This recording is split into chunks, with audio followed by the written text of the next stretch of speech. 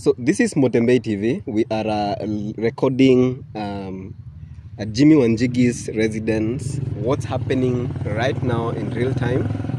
We have a convoy of cars parked outside. There's a lot going on.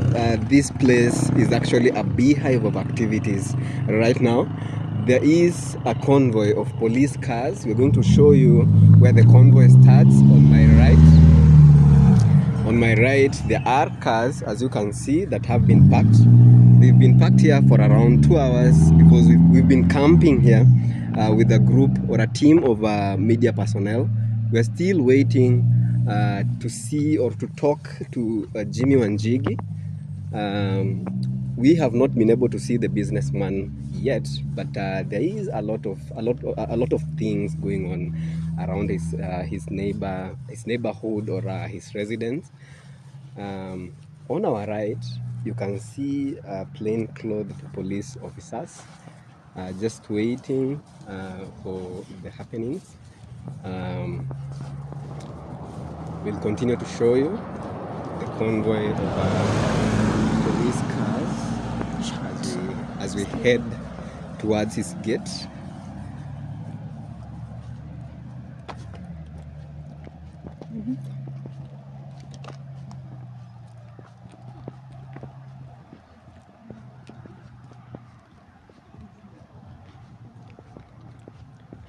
You can see we have a lot of cars parked.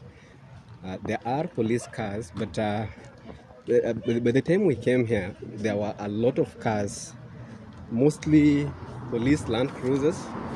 They've already left, but we have a few more left here. Yes.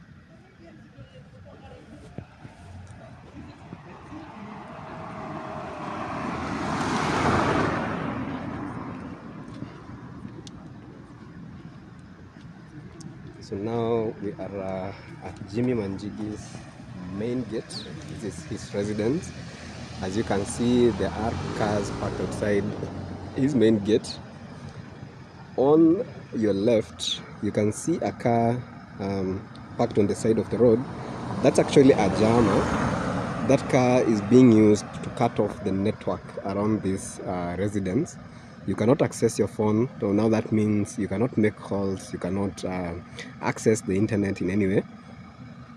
I'm not sure why they brought a jammer here because I didn't expect to find this here. You can see some police cars parked on your right, and the people you see, a group of people you see over here, those are media personnel. We're just waiting here, and it's actually raining, but we're going to wait until we talk to Jimmi Wanjigi so that we can give you live feeds and the events that are happening here outside Jimmi Wanjigi's residence. Our main goal as Mutembei TV is to make sure you get credible information and verified news. That's why we're waiting here. We're going to camp here until we give you the whole story as it is in real time. So stay tuned.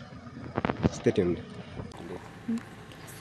Alafu unajua buti yake nafunganga one time, haibatishi wangu. Mumeona ikikataa. Ikifungwa si unajua inafunguliwa na ikikataa. Wewe sijaona ukifungwa twice, ni once tu na inakubali. Ile mwizi wa kasi. Unafungua hivi unapatana mwenzako anakaribisha na matamu. Abuda karibu. Ingia hapa. Anawaambia leo kume.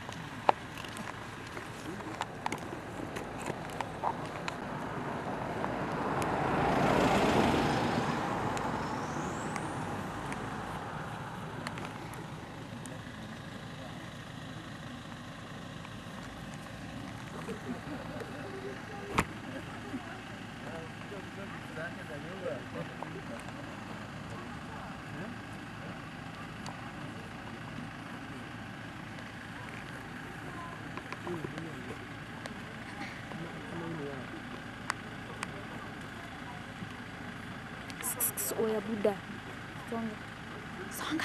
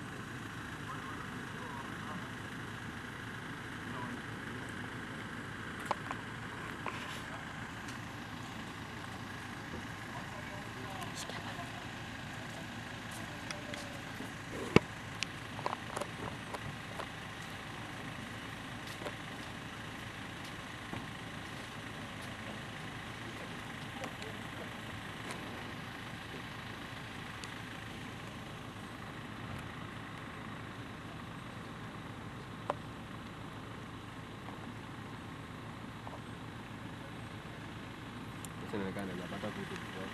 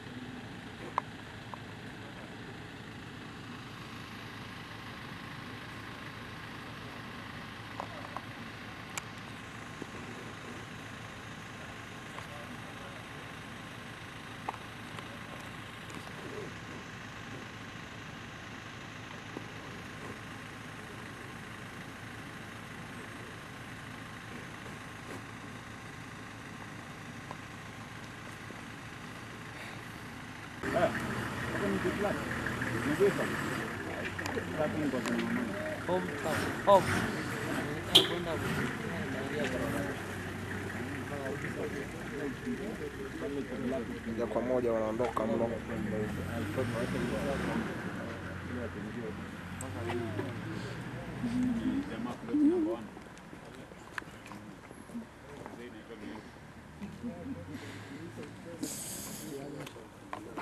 Niko nao.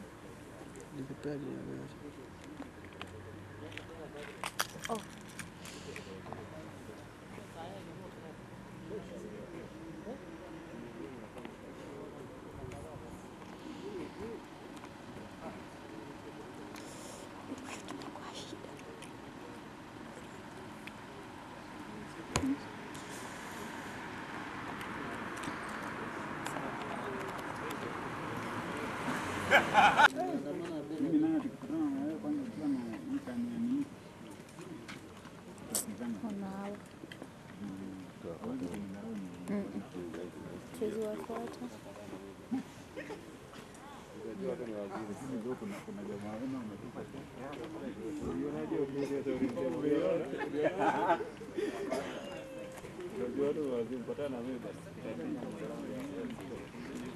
Songa hivi nikuonyeshe.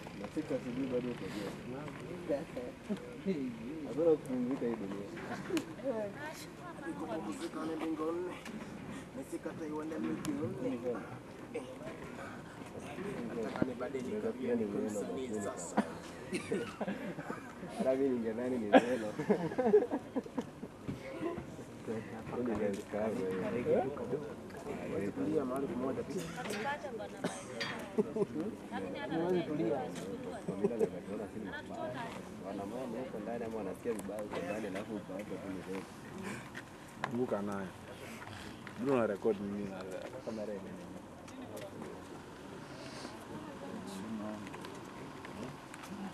Pinge zile backshot.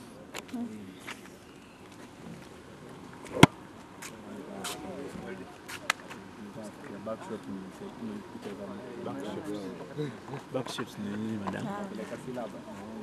Mzee. Kumbuka naye. Kumbuka na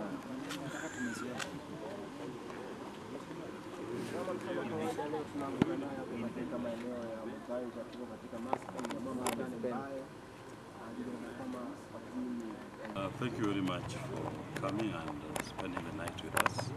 It's been a long day, a long night. The police have illegally gained entry into Mr. Jimmi's home. They conducted a search without a search warrant. Confiscated phones and iPads that belong to the family members who are in the home, including his mother, who this morning had letters from his his wife and his 2 children. They've taken their phones and their iPads. They've also taken internal communication gadgets which are used in the home. The search is comprehensive. They've not planted anything, at least in this home. There's nothing that they found that can imply that our client in any way is culpable for anything. But I must stress that this is part of political intimidation and harassment because of the stance that Jimmi Wanjigi has taken in support of the Gen Z demonstrations. And that support is a support that the right to demonstrate and to picket is in our constitution. Nobody has donated it to us. It belongs to all Kenyans, and any Kenyan can support, can participate in, and can even pray for anybody who desires to enjoy any rights that they have in the constitution. So we conclude that process. We will be moving the court to ask that they return those items which have been taken illegally.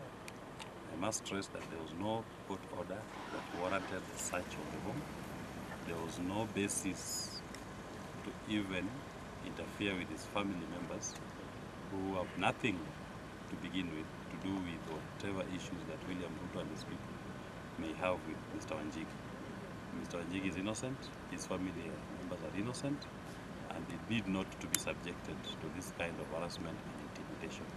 We shall reject this, and for good measure, let me say this.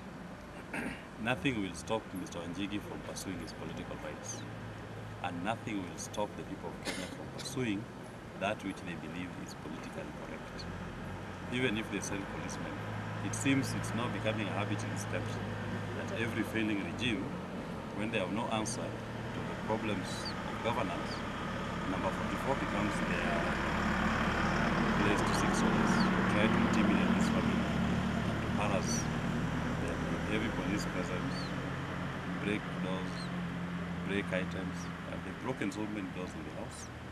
They've broken expensive items, including expensive vases and house decorations, but that will not deter. The price of freedom is eternal vigilance, and we will not in any way relent in our quest for a better Kenya. Thank you very much. Just to reiterate what Willis has said, that the policemen came here without a search warrant and without an order, and they gainfully entered the compound of Mr. Wanjigi without any court order. And what we have been taken through from the time we have been here, around 4 p.m., now it's around 3:30 a.m. in the morning. Really unfortunate. Harassing the family members, going through all the rooms, removing clothes. I don't know what they were searching for. All because Jimmi Wanjigi today or earlier in the day went out to demonstrate as called out by the Gen Zs. So these are illegal acts that we are going to challenge, and by morning you will be hearing from us more. Thank you. Maybe because we've seen CCTV footages going around about on the way they were breaking the doors and how things were done today. How is the family, and how can you communicate about, or what can you say about their well-being? As I said, Jimmy's mom is at the moment staying with him, and she's just come back from burying her husband, the late Honorable Wanjigi, and she's not even finished the 40 days of mourning, and yet you see policemen coming to harass her, even to search her room. She has got nothing to do with Mr. Wanjigi's political stance, but they think it is appropriate to express this kind of act on an innocent widow. They have subjected Mrs. Wanjigi, they have subjected the children, Maina and Waboi, to untold pain. In fact, I must say this, when the police forcefully broke into the house, they assaulted the children of Mr. Wanjigi, they assaulted his wife, all because they are related to Mr. Wanjigi. They had nothing to do with his political stance. And I don't understand who, in their rightful mind, takes their battle to women and children. If you want to fight a man, fight like a man, fight with a fellow man. Don't take your battles to women and children, widows who are still mourning. They've been assaulted in this house, and I must say that. And it is quite unfortunate. But one thing I must say is that Mr. Wanjigi's family is strong. They've been through this before, and all this will come to pass. As I said, every failing regime comes to number 44 to seek solace. They will not get that solace. Their day with destiny is coming, and the people of Kenya are watching, and the people of Kenya are documenting the kind of atrocities that they are committing to people. And it's not just Mr. Wanjigi. These atrocities are committed to many Kenyans across the board. This only happens that has been recorded. But there are many Kenyans who are going through painful experiences at the hands of the rogue state. And it is quite unfortunate that a government that purports to respect the rule of law has decided to turn to become a hostile government to its own citizens. Those who may not be here today, but some have lost their lives. Over 200, almost 300 young people have been killed during these demonstrations. Many have been maimed. Some are still unaccounted for. And yet all they did was just to say we are expressing our Article 37 rights to peaceably and armed to demonstrate, and just to carry the Kenyan flag. In fact, it was quite interesting that some of the items that they wanted to pick from the home included a Kenyan flag. I mean, is it illegal to have a flag in a home? And they've picked that flag as part of their evidence, whatever they want to do with it, we still don't know. But what I can say is that the Kenyan people will proudly carry their flag, because this country belongs to all of us, and we are proud of our nation. And that is why the people of Kenya are speaking up against an oppressive regime that has failed in providing the adequate governance required in this country. That voice of the people shall never be stifled, even if they keep deploying to this home, even if they keep deploying to other Kenyans in their homes, even if they keep deploying to Kenyans on the streets. The people of Kenya shall not in any way stop agitating for that which is rightfully their heritage. Thank you. That has many walls. And as some people say, he walks in between the walls. Mr. Wanjigi is safe. Mr. Wanjigi is a prayerful man, and God is with him. He is with God. So that means that the security that came, that you said that broke in, didn't manage to get his whereabouts. They did not manage to get him because, as I said, Jimmi Wanjigi is with God, and God loves him, and God has protected him even when he is at his home. God loves him, and God loves the people of Kenya. And that is why this regime will continue to fail as it is failing. Thank you so much. Anyone with a question? Asanteni sana. Asante sana.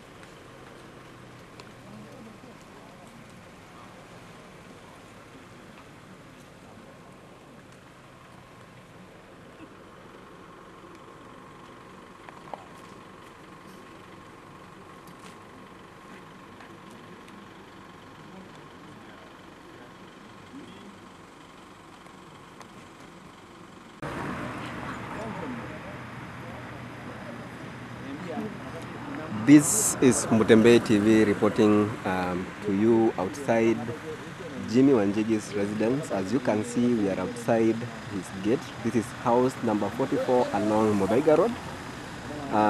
We have a convoy of police officers, as you can see. Let me show you the other side. As you can see, we have a few police officers parked outside Jimmy Wanjigi's house. We had a bit of a scuffle here, but the police already left. We had so many police cars. As you can see on this side, we had police cars parked here. We had another convoy parked somewhere around there, but they've already left. In front of me, there's a car. Just right in front of me, there's a car that is used to cut off the network, mobile phone networks. We cannot access our phones in terms of making calls, accessing the internet. Just here within the vicinity of Jimmy Wanjigi's residence. Let me show you something else. As you can see, we have police officers patrolling around. We have a crew of media just beside me. We're waiting for Jimmy Wanjigi to come out because we're told that we have police officers inside the residence and they're ransacking the house. Yes, so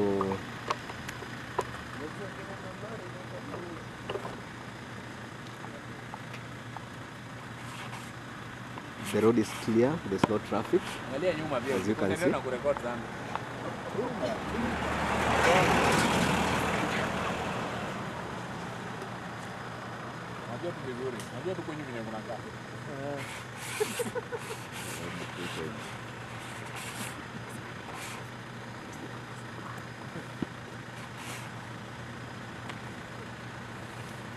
Yes, as you can see, there's no traffic. Traffic is moving swiftly, and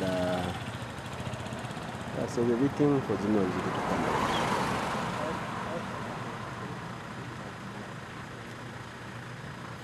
We've been standing here for more than 1 hour, just waiting for the police to come out. Also, they're still inside waiting.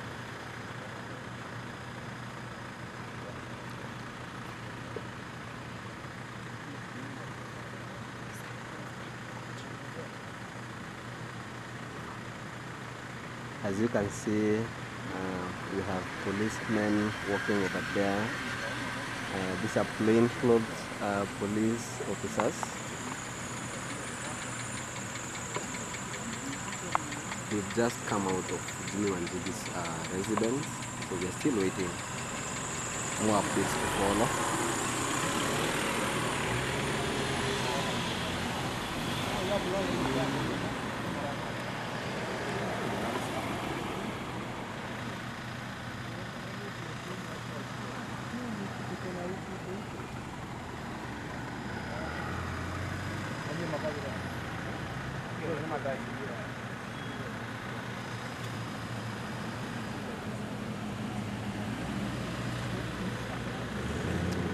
This place is a beehive of activities.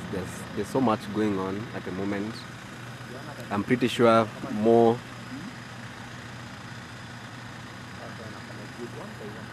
activities are happening inside the residence, but we can't show you because we are not allowed to access the residence. So we're still waiting outside this gate.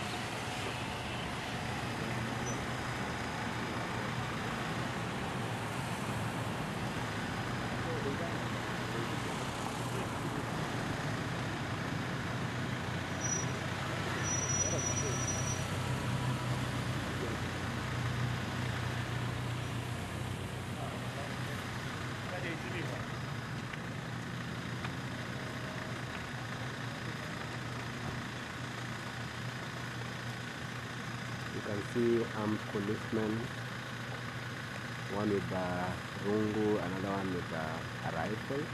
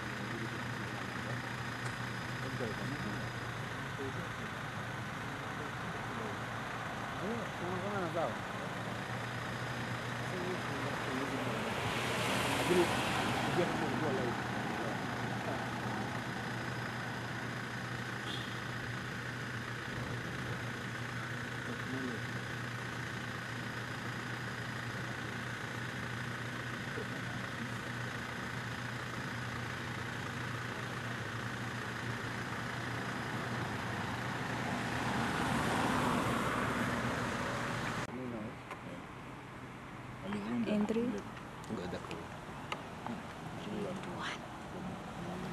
This is Mutembei TV. We are outside Jimmi Wanjigi's residence.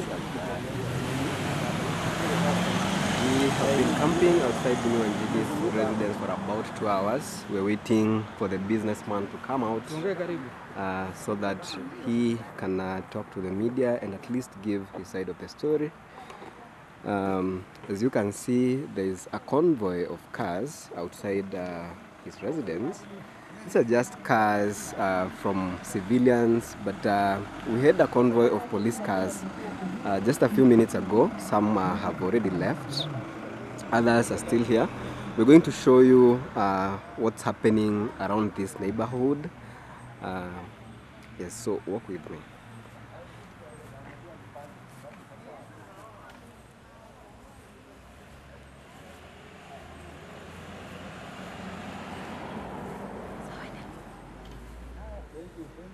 We've not yet reached Jimmi Wanjigi's gate. Yes, we're just trying to show you what's happening around the neighborhood.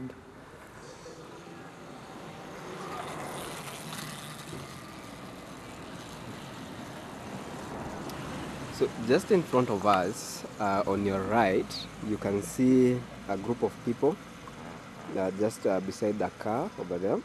Those are plainclothes police officers waiting for others. There are others inside Jimmi Wanjigi's home. Yes, you can see those are members of the press walking along. We've been waiting with them here for about 2 hours now. Yes, so let's continue walking.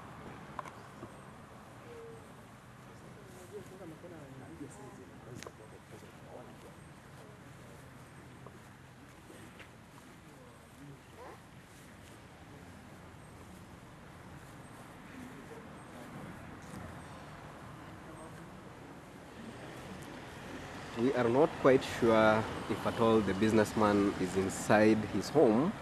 We're just waiting to see what's happening or what will happen after the police come out.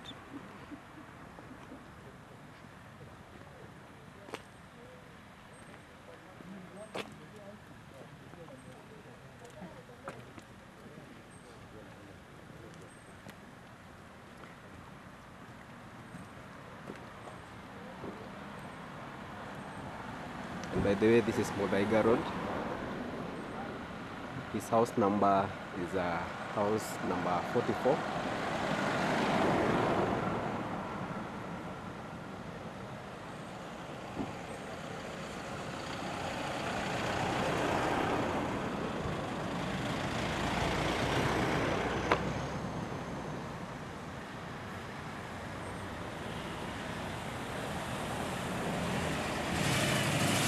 this is Jimmi Wanjigi's main gate, the entrance to his homestead. As you can see, there are so many cars parked outside his residence. Just across, there are police cars over there. On this side, we have police cars from people believed to be DCI, because they are plain clothed, and also they are not armed, or maybe we can't see the weapons they're carrying. Right in front of us is a jammer. This car carries a device that is used to cut off mobile phone networks. So around this place where we are, actually you cannot access your mobile phone in terms of making calls or accessing the internet in any way. Okay. Yes, so we'll continue giving you feeds as events continue to happen right here at Jimmi Wanjigi's residence. We are camping here until we see what happens after they come out. We also want to get Jimmi Wanjigi's side of the story. We would like him to tell us what's happening inside, what has been going on, and what the police really want with him. Stay tuned.